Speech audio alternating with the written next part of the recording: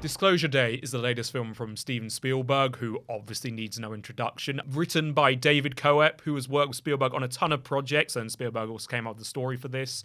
This film, I had quite high hopes for. Well, I'm always interested in a new Spielberg film, and the fact he was going back to science fiction decades after Close Encounters of the Third Kind, and the fact that this was the first film he was actually going to be making set within the present day. I had high hopes. And we both went to see it today. I liked it. It's not without its flaws, but I quite enjoyed this, personally. I did find this movie, in many ways, quite frustrating. I do actually really like the idea of how would humanity as a whole deal with this idea of coming in contact with extraterrestrial species and the idea of disclosing that to the public. I mean, when I heard the premise, I thought, wow, there's so many themes that comes along with that, you know. And in the contemporary world. And actually, that's why I liked it. I know you weren't mad on the fact that it was, another alien, government conspiracy story, because it has been done before. But that's why I actually quite enjoyed it, because Spielberg is a much older man now. I mean, God, it's crazy to think when he made Close Encounters, he was in his he was 27, 28, which is crazy. And he has such a strong point of view on it then. It's really interesting to see him viewing this subject as an older man. And in the context of today's world. Something I didn't like about this movie, so a massive thing, actually, I think that really retracted from my experience was just the overbearing music. Very generic kind of music as well. The music never really stood out to me. It is interesting that you say that because, it's not like this is any random composer. This is another John Williams score. Yeah, so it's interesting that you're saying it's generic John Williams music, which is, I guess, that's a mark of how, well, that's big he is, but it's interesting that you can say that. Well, did it stand out? Did the music stand out to you? Forget that it was John Williams. Did it stand out to you? I mean, I guess not particularly. That's the thing. I didn't have a problem with the music, but maybe it wasn't the standout element of the film for me. Yeah. That dramatic kind of strings music that we've all heard thousands of times. Something that I particularly hate, and it's just a pet peeve of mine that I understand not a lot of people have, but for me it's when you have overbearing music in dialogue scenes that is just constant. It's just constantly music happening. Now I remember why you didn't like Tenet. Yeah, that's another thing. That's another thing. There's just something I don't like about it. And you have this dialogue. There's another thing that I didn't like about it. The dialogue didn't stand out to me as anything unique or interesting. Yeah, which is weird because I guess David Coep is quite an inconsistent writer. Yeah. Because obviously, he wrote Jurassic Park. He wrote the War of the Worlds remake. Yeah. Which actually, I mean, weirdly, I feel like this has some similarities too, in terms of its themes. But yeah, sometimes his dialogue can be inconsistent. I thought a lot of the dialogue was quite babyish. It just never felt as though they were real people. It was just felt like everyone's kind of like a mouthpiece for something. It never felt like I was contending with real emotions, personally. And also, there's just so many exposition dumps in this movie where people, again, they're just mouthpieces for exposition as well, where it just felt like, okay, this person is telling me what I need to know because it's serving the plot. Yeah. But apart from that, I don't really know anything about this character. But the interesting thing about that is that, yes, there's a ton of exposition, but the reason why I personally overlooked it was because he cast this film so perfectly. I mean, you can say what you want about maybe the characters themselves. Yeah. But I thought everyone fucking killed it. Josh O'Connor is great. Emily Blunt can do no wrong. And then Coleman Domingo is just the MVP in everything I see him in at this point. The guy's just, I don't know, no matter what the role, he makes it work. He's just so damn charismatic. Yeah, I disagree with you there about Emily Blunt. There's something about Emily Blunt, and I know that I'm probably a minority. I don't think that she's a bad actress at all. But every time I see her on screen, in every movie, there's something about her that is just really cold and impenetrable for me. Don't let John Krasinski. I never feel pulled in by her. She always just seems to have the same facial expressions. I mean, she's excellent at portraying emotions on her face. She's great at crying. In particular, the panic attack scene I thought was actually one of those rare moments in this movie that really felt every emotion in that moment. And I think that was also a moment where there wasn't any music, so that's another reason. But yeah, there's something about Emily Blunt that is that just doesn't do anything for me personally. Right. Yeah, Josh O'Connor as well. Like he's fine. Colin Firth was fine. I mean, Colin Firth was just. I mean, I don't know. What did you think of Colin Firth's character? I will give character? Colin Firth credit. Yeah. His character was, a bit of a. He's a bit of a Saturday morning cartoon villain, which I'm going to assume that's what you were going to say, which actually kind of, it weirdly worked for me, which I'll get onto later. Yeah. But I actually thought he was quite good with like the physical stuff, like especially the like telepathic communication scenes. Yeah. I actually thought he was really good in those. He was quite. I personally found him quite scary in those scenes. Yeah, I get that. I mean, it's not like any of these people did the jobs badly. I think just genetically, the screenplay, it didn't personally have much to offer to me from the get-go. So I think that's the reason why I just didn't get much from any of these characters or any of the performances, because there just wasn't much for any of them really to do apart from just physical stuff. I mean, the commentary about religion and about making that choice of disclosing this information, how it'll have ripple effects on like people's identity, how they relate to the world, how they relate to the universe and their belief in God, like great, but it never did anything particularly interesting with that apart from just having one character kind of just spew out that commentary just through dialogue. I feel like this movie almost could exist like 15 years ago. Like this could have been released 15 years ago and it would maybe be a little bit more effective. It's interesting you say that. That is part of the charm for me. The fact that this is very much a film Spielberg would have made in the 2000s. Yeah. Like, I could totally see this coming out like 15 years ago. Yeah. And like a War of the Worlds or a Minority Report. And I feel like often just from especially these auteur directors, we don't get enough of those. And that's why I liked it. And there was something like, honestly, I found quite unpretentious about this film in that it is not subtle with its themes. I'll give you that. Spielberg has never been a master of subtlety. Yeah. Like ever, really. When it comes to his big blockbusters anyway, I'm not discounting Schindler's List or anything like that. Or Saving Private Ryan, But at the same time, I think the fact that this film is so just like wholehearted and optimistic in its message and its viewpoint that there is greater life out there in the universe, and all they want is to connect with us, because the film is really about connection, no matter how on the nose that is. Yeah. I quite appreciated that. Yeah. But I will admit that is to do with the fact that this is coming from Steven Spielberg. Yeah. I mean, I agree. I don't think this movie is pretentious. I mean, like you said, it is quite fascinating to be pulled into a movie with a script that kind of doesn't make the current time such a massive factor of it. I mean, they hardly mention anything like contemporary for the times. It's just like there's no mention of like real social media platforms like TikTok or like even AI or ChatGPT or anything like that. Yeah, just one line. Yeah, like. That's something quite refreshing about it. I think that's also, like part of it. But I think it's not so much the fact that it's not so, relevant. It's also just the fact that the script just feels dated. But I thought the action in this film was excellent. I mean, train scene. The train scene was amazing. Yeah. The action scene, the car chase scene, great. In particular, that's something I take going back to the camera work, which is just inarguably to me just so well executed. There's a shot where I think it's Daniel, his name. Yeah. He's like crouching under this fence behind the house, trying to hide from these people who are looking for his girlfriend.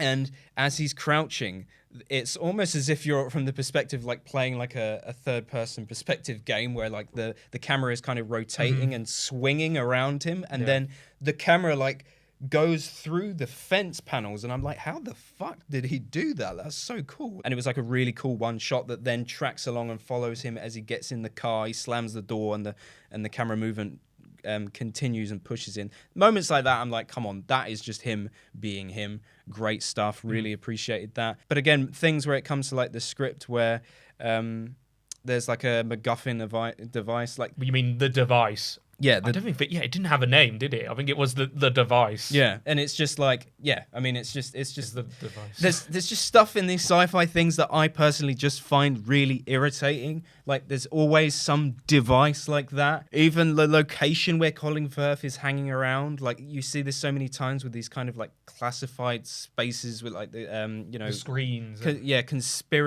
Government conspiracy movies where there's like just packed with screens where people are like sitting at the computers doing coding, and you hear all like these beep beep beep beep in the background. It's like, oh my god, I've heard it. Like, this is just so far removed from reality and so overdone. I've seen it so many times. I just don't think it really did enough to kind of keep me guessing in the movie. It felt quite predictable, really. I mean, what did you think? Did you think it was predictable or unpredictable? Or In some regards, predictable, but I was never bored. I was always like really engaged. Yeah. Though I will say, like like our conversation, this film will definitely divide audiences, because I think if you're not one to drink the Spielberg Kool-Aid, as I like to call it, with all the schmaltz and sentimentality, you will probably not like this film. I completely understand why someone would not enjoy this film. But the reason why it's sappy for the most part is because of that fucking generic John Williams music that's in the background. That's just like, it's just constantly like telling you,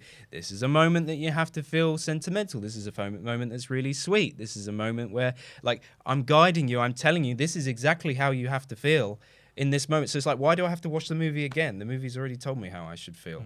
Why? Like, it's literally guiding me as if I'm a child, as well as the dialogue is holding my hand as if I'm a child, as if I have no idea what to think or feel at this moment. Throughout the whole movie, that's how I felt, and that is just something in particular that really frustrated me. But again, I understand your point of view as well when it comes to just appreciating the background behind the movie and the fact that it is Spielberg.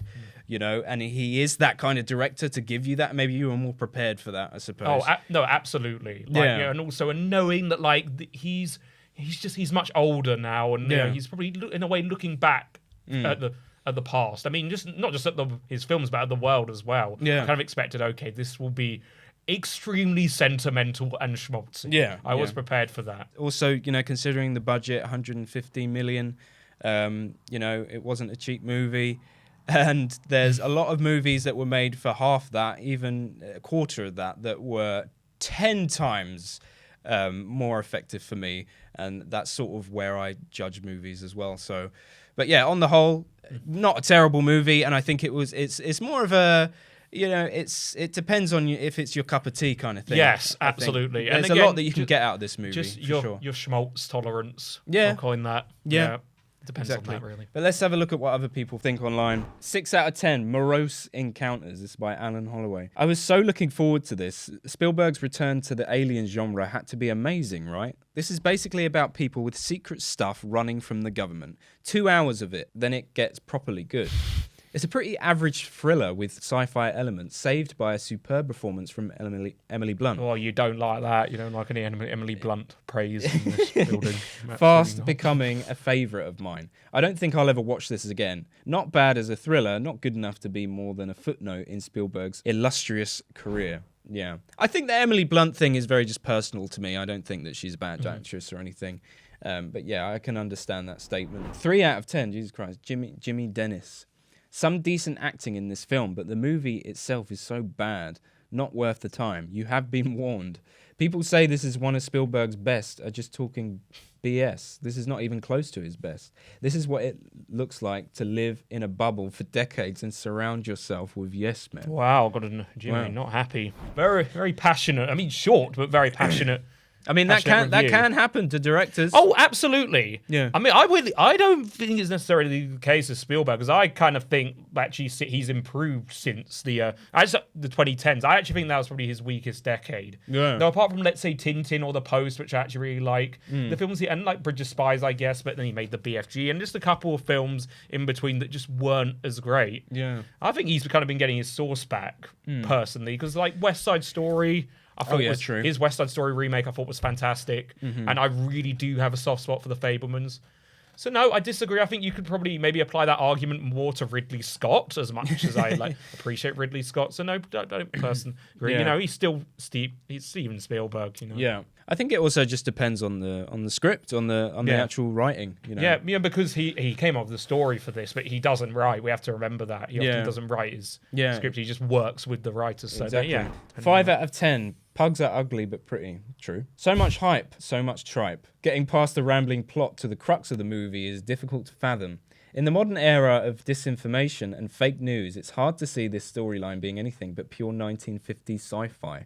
It lacks plausibility or credibility. Oh yeah, there's another thing about Josh O'Connor's character where it's like he does make a series of very stupid decisions as well, or just moments that I didn't even understand, like when he's in the car, for example, and like his girlfriend is like clearly being has got Colin Firth like looking through her eyes, and she's like staring at him as if she wants to stab him. She's literally holding a knife in her hand, and Daniel's character just looks at her and doesn't even do anything. He just turns around and continues driving as if nothing's happened. I did think he was going to say something in that moment. Yeah. That was a bit odd. Moments like that where, and also just in general, where they're staying in the motel and stuff, and where they never feel like they would be smart enough to be in this position to be handling such classified information, and that they don't feel prepared for these situations, or they're thinking one step ahead of these people who are out to get them. And I will say, even as a fan of this film, and this applies to Josh O'Connor as well, but mostly Emily Blunt's character.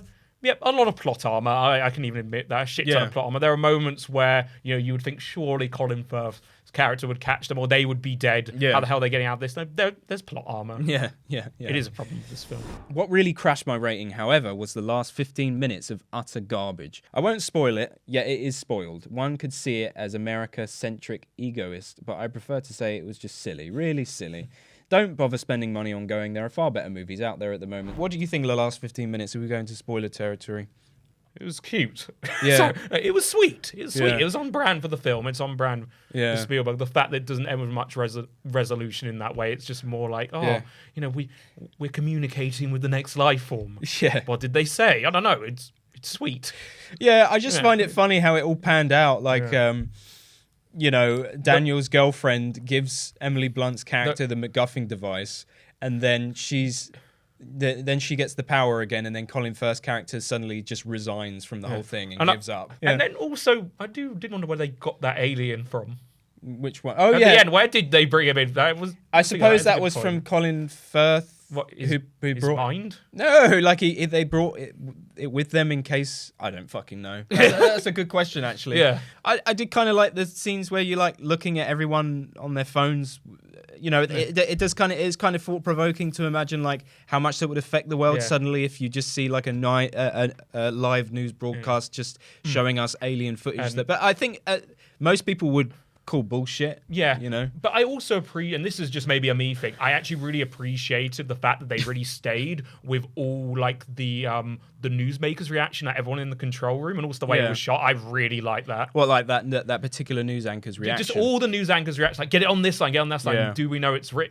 Yeah. And I like the camera work in that scene. I like that he, showed us their perspective as well. Because think about it, how the hell would you react if if you work within that industry, if you work within the media, you get this information. That felt quite real to me, so I appreciated that. It was definitely thought-provoking, I'll give you that, yeah. Dutch movie watcher, 5 out of 10. A 2.5 hour long chase scene. The movie is able to pump up your heart rate for the entire movie. That's because it's essentially one massive, relentless chase scene. Looking back, I realised it was just orchestrating stress for the sake of stress, and for no reason. The theme of the movie, what would happen when the general public knows there are aliens and the government is covering it up, has so much potential, but I still have absolutely no clue why a government would be so utterly terrified to release proof of aliens. I have no clue what aliens are doing here and why somehow very specific people seems to be very relevant for them. I suppose it was kind of commenting on how they were doing like testing on these aliens, and that's why they wanted to keep it a secret. And then also there is that big overarching theme of what it would do to humanity and the the implications of that, and in regards to religion and stuff like that. So I guess that's the kind of point it was making. But I understand what this person is saying about how well it kind of executed that point. And seriously, why is the United States the only country on the entire planet that ever gets visited by extraterrestrials? Yeah, maybe we should set the next one in like, I don't know, Latvia. Saudi Arabia. Yeah, or some random, no, or like, I don't know, Iraq or something like that. That'd be interesting. Oh, you know what I thought as well? Yeah. Has there ever been a movie about humans invading another planet? Where the humans are aliens? I can't think of one. So I'm sure there is one off the top of maybe a television show where we're at, where we are the aliens. I'd love to see that idea. Really? No, I don't. Yeah. No, It's I don't think so. It's a cool idea, though.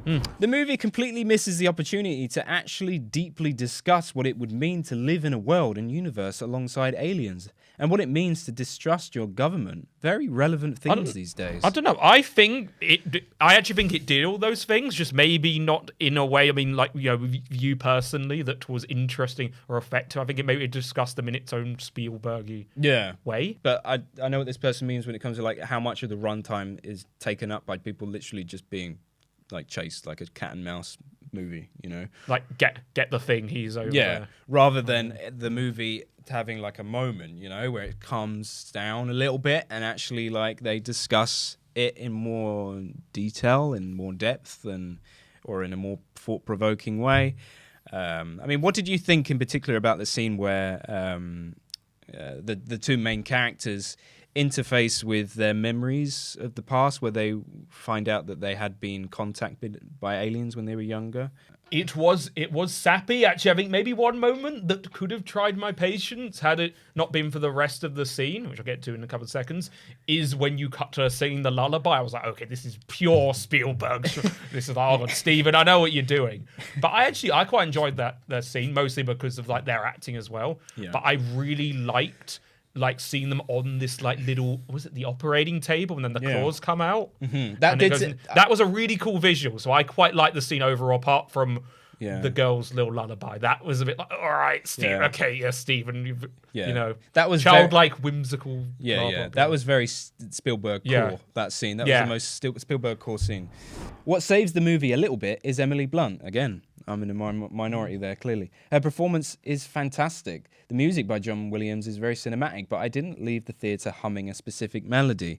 It just blends into the background like any other space alien soundtrack you've heard a dozen times before. Exactly. Well, there we go. You and this guy, you'd get on in that regard. Apart from his like for Emily Blunt. So we said that from the get-go. As soon as we came out of the theatre, we were kind of like, it's going to be a bit of a polarizing movie. But yeah, definitely a mixed bag for me.